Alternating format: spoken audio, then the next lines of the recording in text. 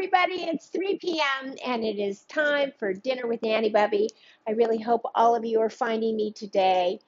We are making stuffed peppers and I'm really excited about this. I noted in the recipe that these ingredients are, ingredients that I literally have in my kitchen almost every week. And it is amazing to me how many different recipes that I actually make. Hi there, Bobby Robbins. How are you? When I have these ingredients. And today, these same ingredients are going to end up as stuffed peppers. So I'm really happy that you joined me today to do it. Hi there, Maruka. Nice to see you as well. Yesterday, we made stuffed zucchini blossoms. And sadly, the live broadcast was being shown over on Gather with Nanny Bubby, the Facebook group, which many of you are members of. If you're not, hey, Teresa, if you're not, by all means, go over and say hello to... Getting bad mic quality. You're getting bad mic quality from me? Oh, okay. Well, I'll take these out. And so he says these are bad mic quality. Hold on just a minute. Let me try to connect one more time. Okay. Tom, can you turn it down, please? Okay. That's better. Yeah. Okay. Yeah, that's better. Okay. We're getting feedback. Sorry about that. Technical difficulties. I certainly had a slew of them the last couple of days. Anyway, Tom just came downstairs. Hey, Cynthia. Yep. Thank you, Teresa. Tom just came downstairs and said that there was something wrong with the mic. So can you guys hear me better now? Hey, Frank. Everybody's finding us. I have to yell at my husband right now. You will forgive me 1 minute. Tom, you have to get out of here. I can hear it. It's too loud. Okay, well, he has to get out of here. It's like feedback over here. Okay. Hey there, Heather. How are you? Okay. Marital whatever, right? So that was nice. He came down to tell me, thank you. But he kept the sound just kind of coming at me. I didn't know what to do. So anyway, okay. What was I saying, for God's sakes? This show ended up in Gather yesterday live, and we have no idea technically how or why that happened, but it did. The recipe was actually posted up in the Nanny Bubby page, but the squash blossom, zucchini blossom episode with Tanya is sitting over in Gather, so if you all have some time, let's go over there and just take a look at it. We had a great time. We missed all of you. We couldn't figure out what was wrong, why all of our regulars weren't finding us, and finally somebody said that the notifications hadn't gone out and nothing happened as it was supposed to, but it was a great episode. We had a lot of fun, and those blossoms were absolutely delicious. So off and rolling on the stuffed peppers today. Hey, Susan Mendorf, good to see you. We haven't seen you in a while. So I'm heating up my olive oil here. We're making, if you didn't hear me, stuffed peppers, if the audio was so bad that you couldn't hear that we were making stuffed peppers. And we're going to start out with slicing these peppers in half. So if you can see me, what I'm going to do, let me back this up a little bit, is I'm going to slice down the middle of the pepper from the back side. So here's the stem is down, and the reason I'm slicing this way to slice it in half is so that we are maintaining the stem, which is going to give it some really beautiful color as I do that. So I'm just going to pare this out. These have already been washed. I'm just going to get out the seeds. A few remaining seeds are not going to hurt anybody, so I'm going to just scoop this out over here and get that out, and we're going to place these down into the pan here, and that's our first step, is we're going to place these into this pan starting out here. So we'll do them in beautiful different colors. We've got red, yellow, orange. Start back with maybe red on this side, yellow, the orange, another red. Let me take the other red one here. We'll put a couple more in. Those look really beautiful, don't they? Cut these right out and get that in. Here we go. We'll put one that way, right here in the middle, and then we'll take and we'll slice out these other orange ones, this other orange one right here, and scoop this out. There we go. Okay. Getting this done. Sometimes I find that yellow peppers are really much tougher than the other colors. I don't know if you guys find that it seems like each varietal definitely has a texture to it. Let me rinse this out, because even though a couple seeds won't hurt you, a lot are just frankly annoying. So there we go. All right, so these are in the bottom. Now what I'm going to tell you is I put beef broth on the bottom of the pan so that A, the peppers themselves don't stick, and B, it adds just a little bit of flavor and tenderization as it starts to heat up. We're going to put these in a 400-degree oven. And so now what we're going to do is we're going to start slicing and dicing. So we've got I forgot my composter here. That's what's missing. There we go. All right, at least we have somewhere to throw stuff now. So we have in here, first we've got about 3½ cloves of garlic, and I'm going to mince these up. And then I'm going to mince up an onion, and we're going to get these started. So let me get this. I always put a piece of parchment in between onions and garlic for my cutting board so that the flavor doesn't, you cut an apple on the cutting board and all of a sudden it tastes like garlic and you're not sure why. So I like to line it with the go. And let me take these onions, throw them in the composter bucket. And I actually like mincing onions. Sometimes, sometimes I feel like it's more trouble to take out the food processor to mince an onion than it is to just mince it yourself, and I actually find it rather relaxing. So I always choose to mince by hand. If I have a lot of garlic that I'm mincing, I will take about 10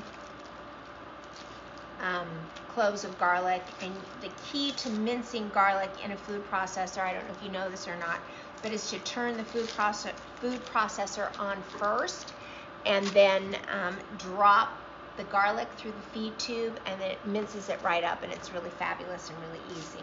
So if you turn it on, if you put all the garlic into the food processor and then turn it on, you end up with just mush. It doesn't mince. So that's just a little trick I learned years and years and years ago, is to always turn the food processor on first and then drop the garlic down through the feed tube. So there you go. Okay, so let's dice up this onion, and we're going to do it by cutting right through. Remember, onions are layered, and because of that, you don't have to do much to actually dice them, because the way that they are cut naturally dices them. So I'm just going to cut through lengthwise like this, and then just cut down.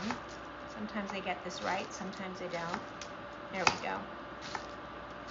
I did not get it right, so sometimes I get it right and sometimes I don't, which is kind of funny. I'm just going to dice through these, just like this. So you don't have as much to dice, even if you kind of mess it up, because you just kind of cut them in half, and then the layers of onion actually turn into dices. So let's get this into the pan and start it sauteing. We'll put a little bit of salt and pepper on it to sweat those onions. And there we go. So tomorrow we have Channel 8, and I will be bringing all of you with me to the Channel 8 episode. We set you up on an iPad over to my left, which I guess is screen right to all of you. And I'll talk to you for a few minutes before we hit the air, and if you have any interest in understanding how a TV segment works from behind the scenes, you get to see it. I am guessing that it won't be long until I'm back in the studio now that things are returning to normal, so I won't be able to do that much anymore. And I thought I pulled out the salt and pepper, but I guess I didn't, so hold on. Okay, here we go. So with the salt, we're just going to sweat these just a little bit as they begin to saute. We'll turn them up to a more medium. There we go. Medium fire. Okay, there we go. Well, let's finish up the onion. I'm just going to go ahead and slice it like this, very thin, and then go back and just slice it crosswise. I love the colors in this. I love that when you're making this, you use all different colors of peppers. I'm not a fan of green peppers, so I rarely buy them. I do have them growing out in my garden, and so just that when I planted them, I couldn't find red, orange, or yellow. So I eat them occasionally, and I'm always so proud of them when they're growing. But my favorite are always the colored ones. They're not, the green ones are very oniony and spicy to me. So I don't like them raw, and I eat a lot of raw peppers. So, okay. Fortunately, I am not allergic to nightshade vegetables, which peppers are, but I know many people who are. Okay, so we've got just some regular olive oil in here, not any flavored olive oil today. And how great was that episode with Tom Curry on Monday, where we were at Temecula Olive Oil Company and the ranch, and enjoying so much the beauty of that ranch, and we learned so much. I learned so much. I just can't believe that what I learned and how fantastic it was. I'm so happy so many of you joined us. So, okay. So we're going to start getting these onions sauteed down and sweating them. And let me grab out this recipe. I think next comes a fennel bulb. And so these are things that we use every single day. So I think, let me just grab this recipe here and make sure. It seems like no matter how much I take out in preparation for what we're doing, there's always things that I'm like, oh, wait a minute, I'll be right back. I have to grab that. I hope that the audio is better. Okay, olive oil and the fennel and onions and cook. Okay, so here come, I'm just going to toss the garlic in there because we are cooking very, very slow, and I don't think it has a chance of burning, so usually you wait until the very end, but I'm going to go ahead and put them in. Let's slice out the core of this fennel. There we go. Oh my gosh, the fennel just smells so delicious. Cynthia said, I love that interview so much, and I absolutely loved your reaction to the olive grove. I know.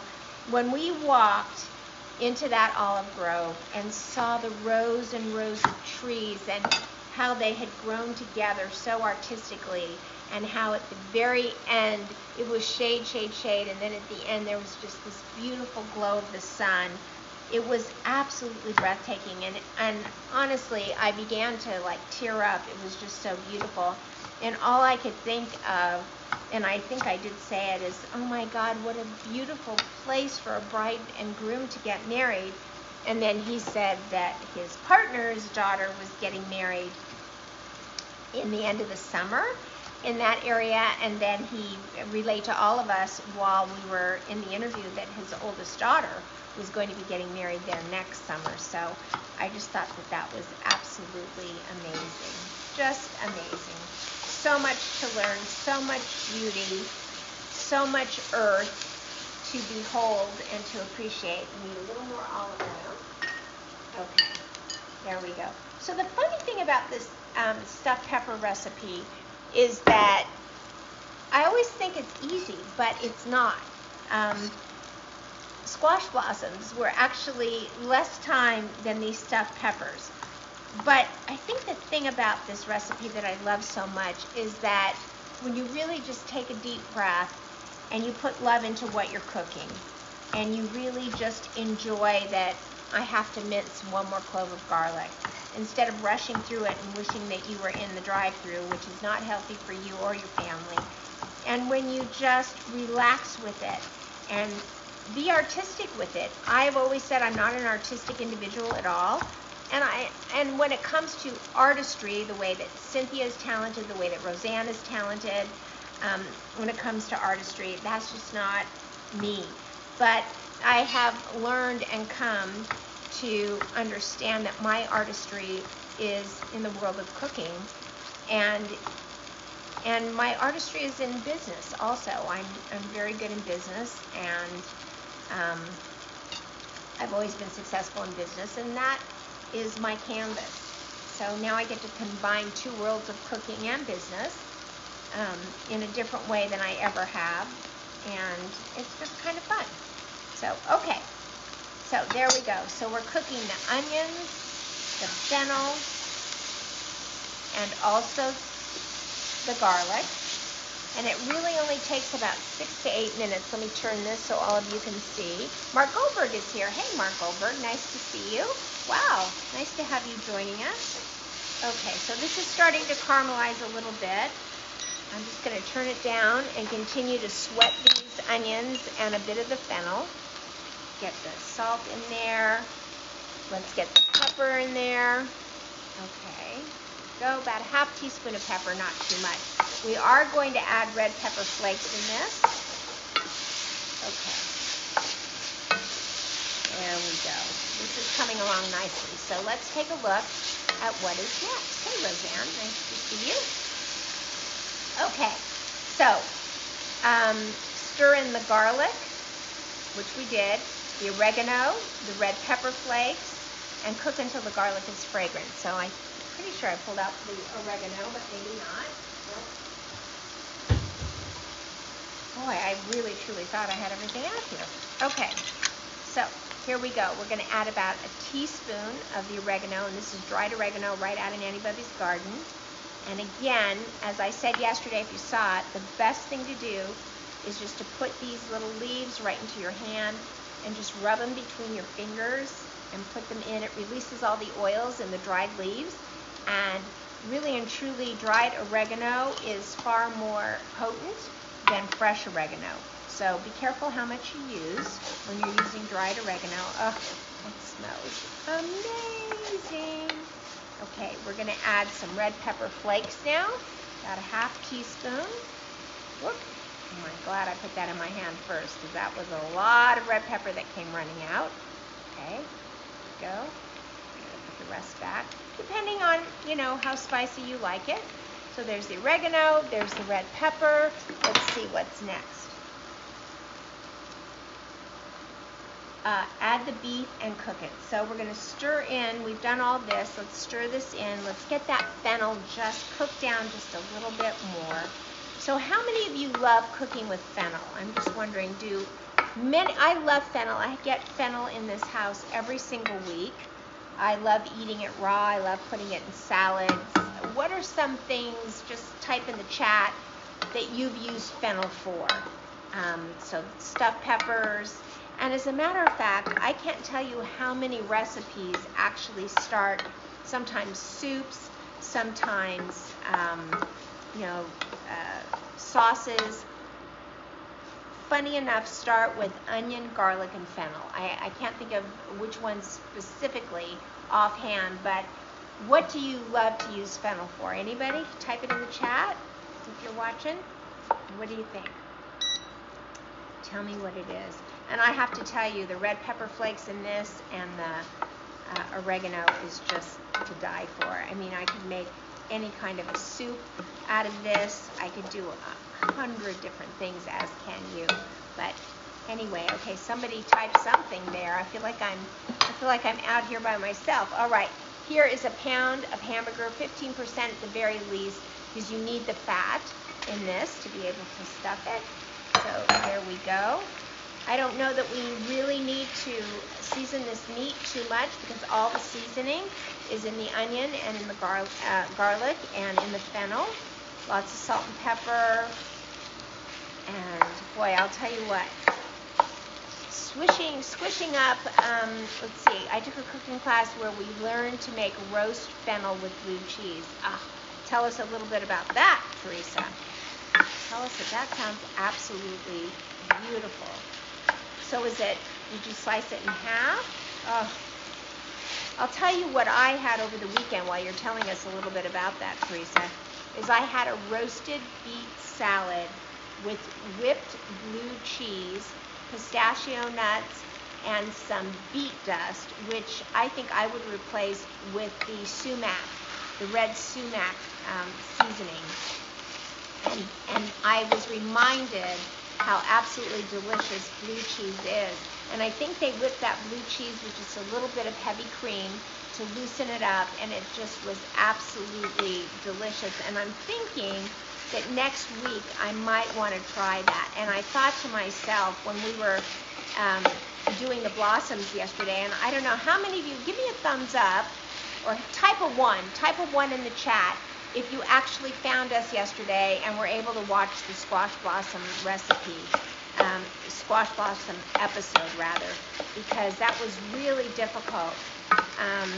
When we realized, because I was thinking in my head, you know what, yesterday, Monday, we had 15 people here, and here it is Tuesday, and there were 3, and I just was like, Facebook has got to be doing something yet again. And then finally, we found out nobody got notifications, but then after that, we found out that the live episode was posting in Gather.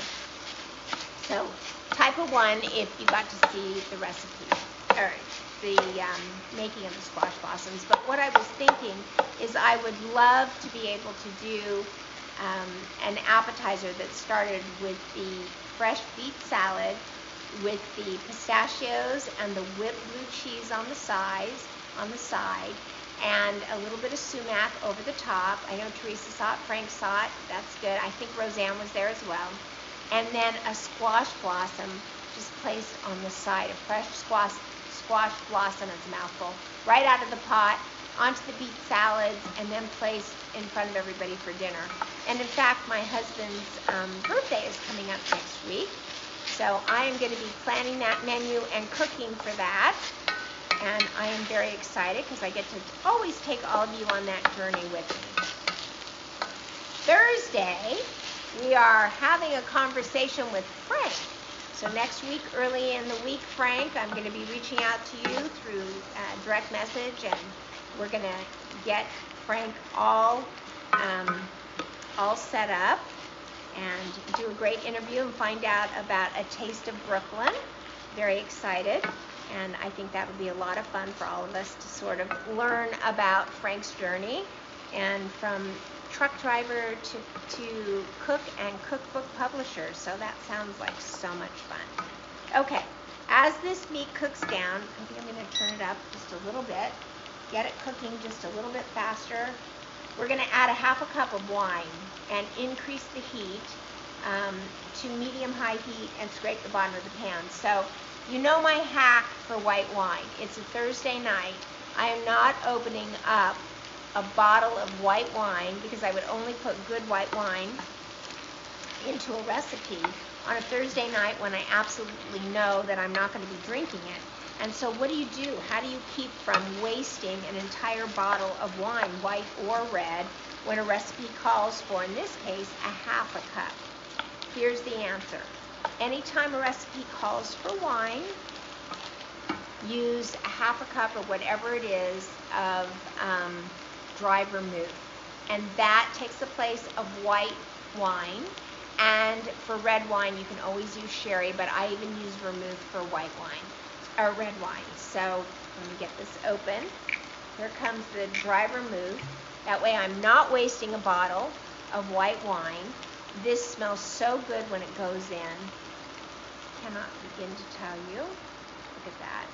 There we go. And I have finished this bottle of dry vermouth, and next time I need to buy a bigger bottle because I go through it quite a bit. That smells so good. There we go. Okay, so Teresa, I keep asking and I don't hear back from you, but is there a time where we might be able to get together on a Zoom call with Roseanne to talk about your idea for the contest? Because we'd really like to have, who's up for another contest for next week? I think we all are, right? Up through 4th of July would be so fantastic. Okay, all right, so this is, we're getting the meat completely done. And this wasn't so bad yet. And I believe that after this, after we get up all the brown bits from the bottom of the pan here, we are going to put in a 14.5-ounce can of crushed fire roasted tomatoes. So let's get this kind of squished up a little bit more. I do want to say this. Hey Lisa, these are the tomatoes that I picked today.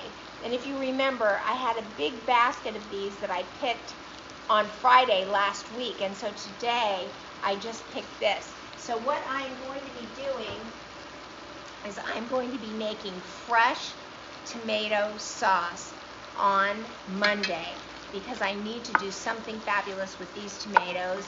I need to get them in containers and get all this fabulous, beautiful sauce into the freezer, as well as use it for something next week. But I have never cooked fresh tomatoes into a sauce before. And so, I know, aren't they beautiful?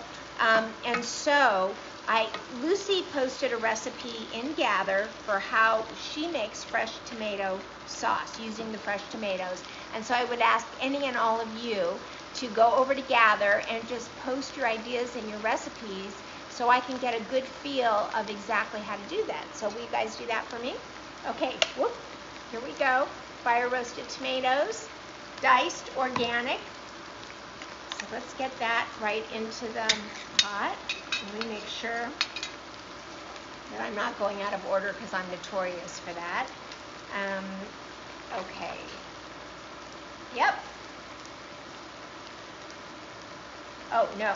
Add the tomatoes and their juices. Sorry about that. Add the tomatoes and their juices. That's exactly right. And then we are going to add this instead of rice, because I don't really particularly care for rice. And so I don't use rice when it calls for it, but I do use rice cauliflower. So that's what we are going to put into this dish.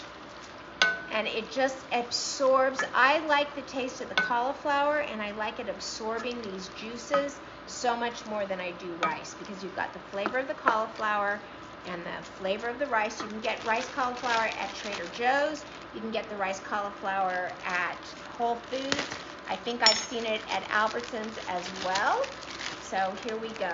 This calls for about 1.5 cups, but the thing about rice cauliflower, and especially this, because this is really riced, very, very micro, very micro.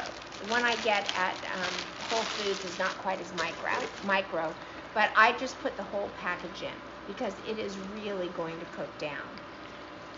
So can you see that? There we go. Look at that. It's just fantastic.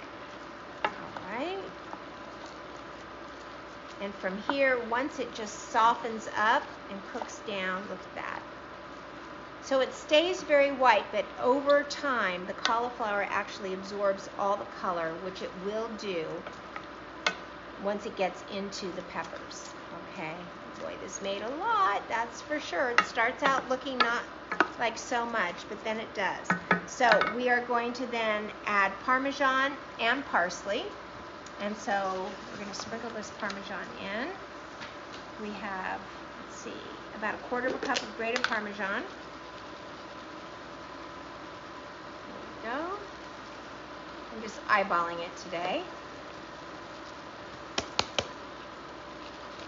There we go. Probably a little more, maybe 1/3 cup went in, but I mean, how can you have too much Parmesan, right? Just ask Wisconsin cheese farmers. Okay. So there we go, mixing it up. And now we're going to add some diced parsley. So let's grab the parsley and we're going to cut it up together. And then we're going to spoon it right into the peppers. There we go. This is all nice and clean. So I learned today that my parsley plants only last, hey Sue, parsley plants only last for 2 seasons. You're lucky to get a full 2 seasons out of them. And I couldn't figure out what was wrong with my parsley because at one point they just looked so good. But when I harvested a little bit of them, they just were not growing back. In fact, they were what's called bolting, which they were giving me flowers but no leaves. And so that was a sign that the parsley had come to the end of its life and it was time to pull it out, which it just makes me so sad to kill a plant. But as my farmer this morning said to me, that is what farming is all about.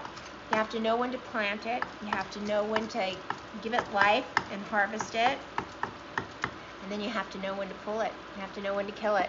And there is a cycle to it all, and the earth requires that of you.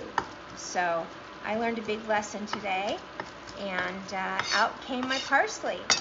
You know, initially I thought I was like really a bad farmer, but I learned that what was happening was natural. So I'm learning a lot. For any of you who plant parsley, just know that it has a 2-year life cycle, and then it's time to pull it out and replant, which I did do. I put down seeds and replanted it.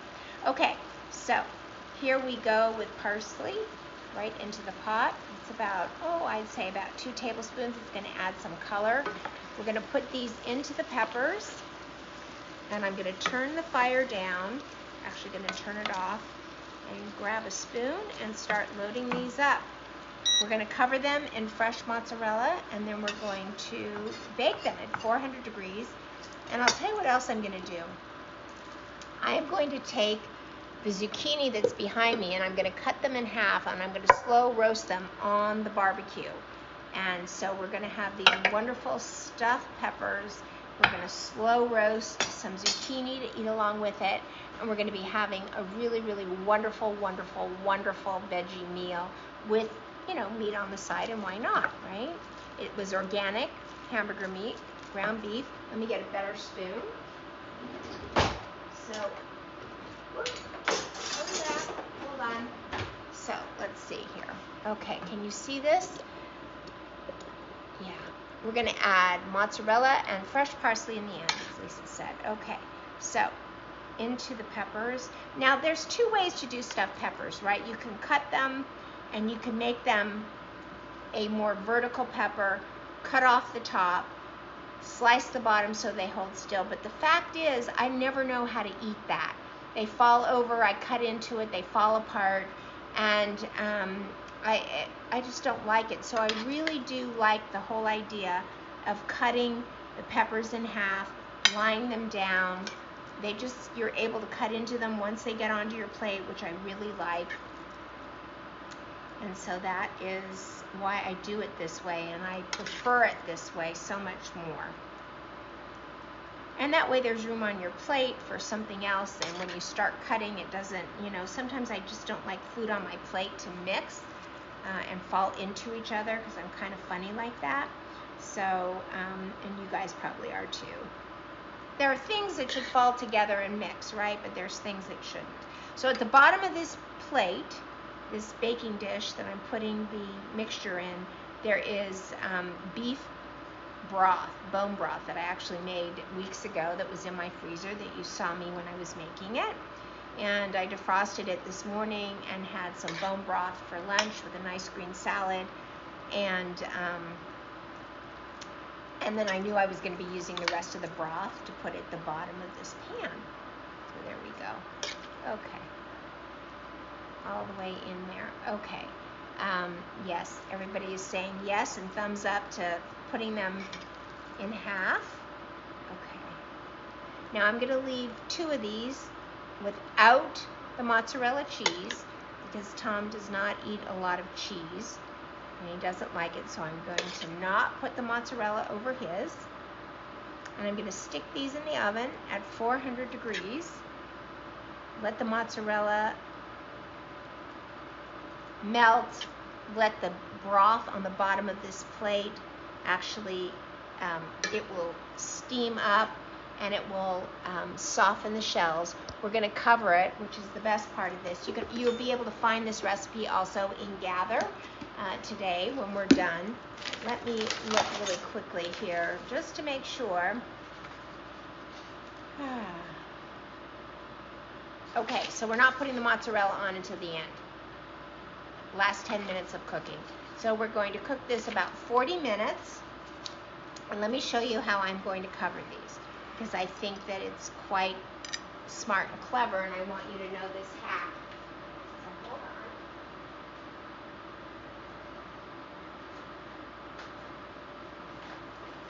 So there is actually, aluminum is toxic. And we all have a lot of heavy metals in our system, as well, you know. from all the things we eat and use and do, so why add extra metal? So I always take a piece of parchment paper, because there's nothing like sealing something with aluminum.